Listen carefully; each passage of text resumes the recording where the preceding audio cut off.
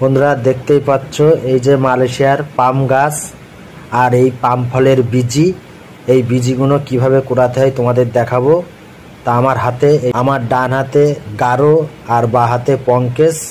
তা বন্ধুরা দেখতে পাচ্ছ কিভাবে মালয়েশিয়ায় পাম বাগানে কিভাবে পাম ফলের বীজি কোড়ানো হয়।